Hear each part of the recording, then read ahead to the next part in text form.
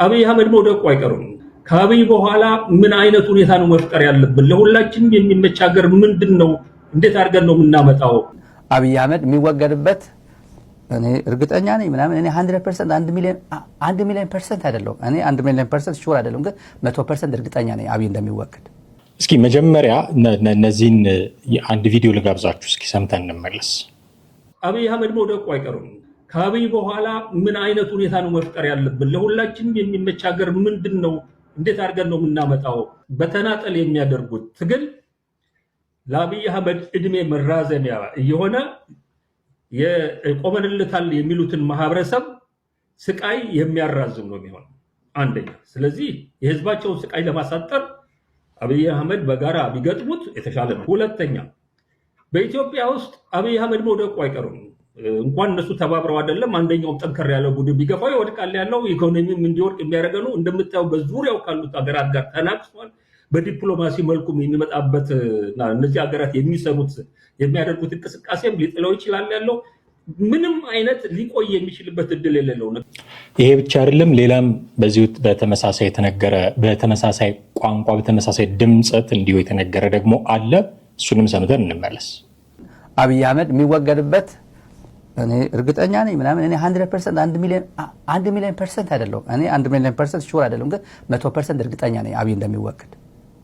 እሱ እንደሚለው 1 ሚሊዮን % 1000% አይደለም 100% ግን እርግጠኛ ነኝ አብይ በቅርቡ እንደሚወገድ ይወገዳል። እንዴት እንደሚወገድ በጥንቆላ ጌታቸው ረዳ እንዳለው በመብረቅ በምናምን እንዳለው አልናገርም። ይወገዳል። ሌላ ቋንቋ የለውም።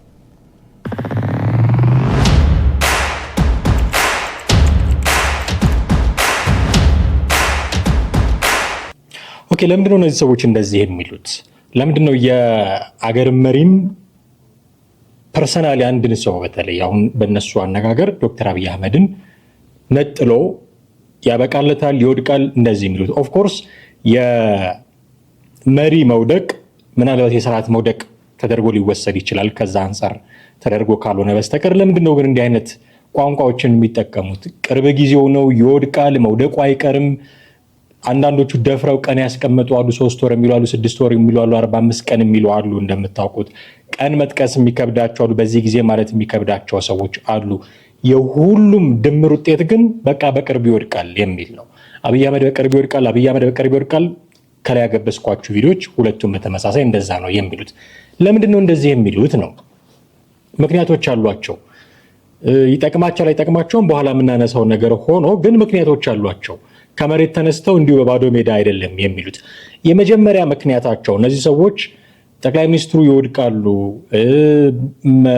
መውደቂያ ቀናቸው በቅርብ ጊዜ ነው የሚሉ ነገሮችን ደጋግመው የሚናገሩበት አንደኛው ምክንያት የደጋፊዎቻቸውን ተስፋ ለመጠበቅ ነው። ደጋፊዎቻቸው ተስፋ እንዳይቆርጡ ለማድረግ እና እንደተነሳሳ ተስፋቸው እንዳቆበቆበ እንዲቆጠር ይፈልጋሉ።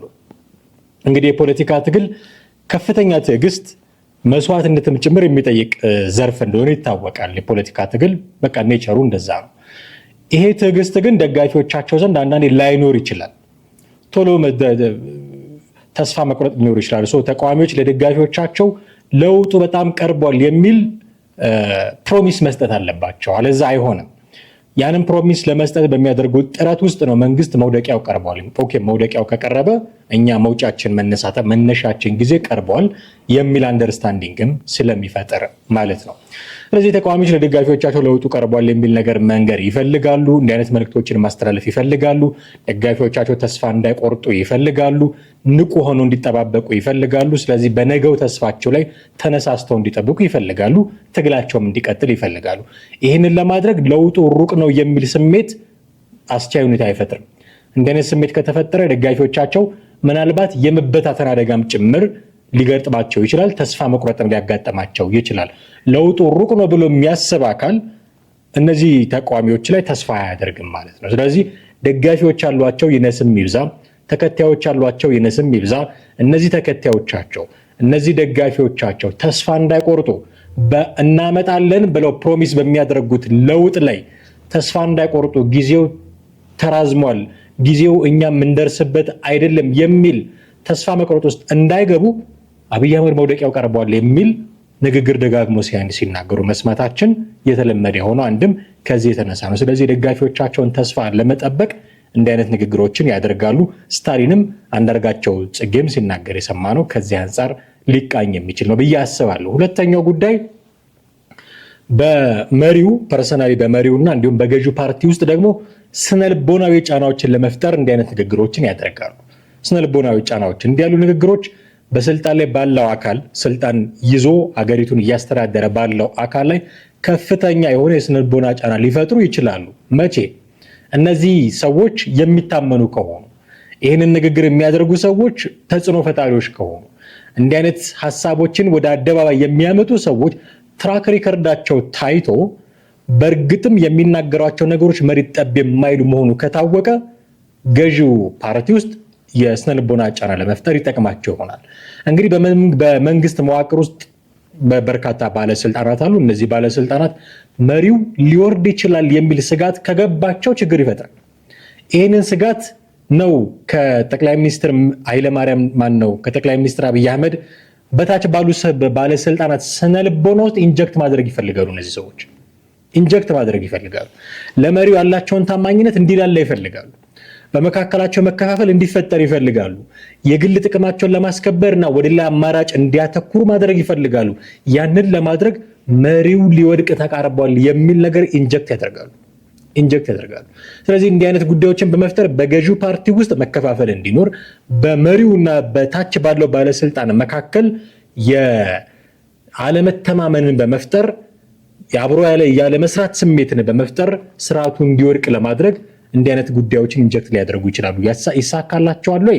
በኋላ የምናየው ጉዳይ ሆኖ ይሄ እንግዲህ ከተሳካላቸው የገዢውን አካል አንድነት ያዳክምልናል በሚል መነሻ ነው ይህንን የሚያደርጉት ማለት ነው።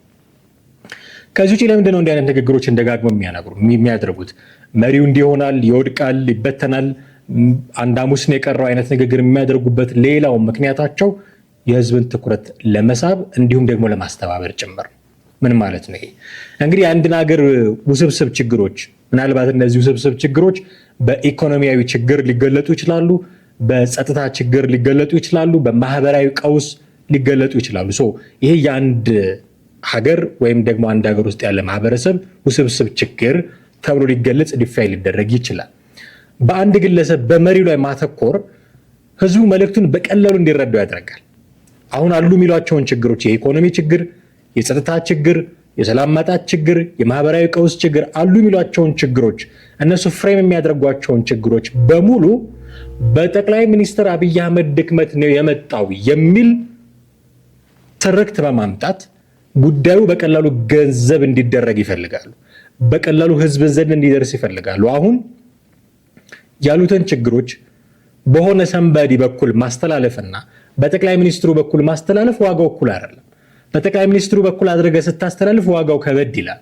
ስለዚህ የትኛውንም ችግር ጠቅላይ ሚኒስትሩ ፐርሰናሊ እንዳደረጉት አድርጎ ማውራት ሊመጣ ይችላል። በዚህ ምክንያት በቃ መሪው ይወርዳል የሚል ድምዳሜ ላይም ሊደረስ ይችላል።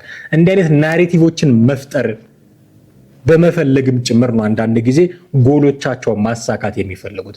እንዲህ አይነት ናሬቲቭስ የመሪው ላይ ያለን መተማመን ለመሸርሸር ይጠቅማሉ በሚል መነሻም ጭምር ስለሆነ መሪው ላይ በማተኮር ህዝቡ መልእክቱን በቀላሉ እንዲረዳው ለማድረግ ይጠቀሙባቸዋል። እነዚህ ንግግሮች ችግሮቹን ሁሉ ከመሪው ስልጣን ላይ መቆየት ጋር ያቆራኛቸዋል። በሙሉ ችግሮቹን ሰላም ማጣት የመጣው መሪው ስልጣን ላይ በመቆየቱ ምክንያት ነው የሚል አንደርስታንዲንግ ይፈጥራሉ። የኢኮኖሚ ችግርም የመጣው በዚህ ምክንያት ነው የሚል አንደርስታንዲንግ ለመፍጠር ይሞክራሉ። መሪው ሲወርድ ችግሩ ሁሉ ይፈታል የሚል ቀላል ሲነገር ቀላል እና ህዝብን ደግሞ በቀላሉ ሊገዛው ይችላል ብለው የሚያስቡትን ናሬቲቭ ነው የሚፈጥሩት።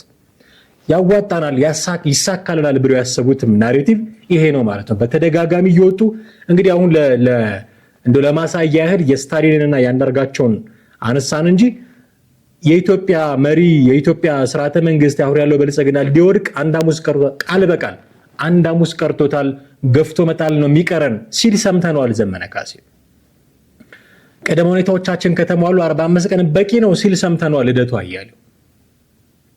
6 ወር ብዙ ሊሆን ይችላል እንደውም በቅርቡ ሊወድቅ ይችላል ሲል ሰምተነዋል ኢንጂነር ይልቃል ጌትነት።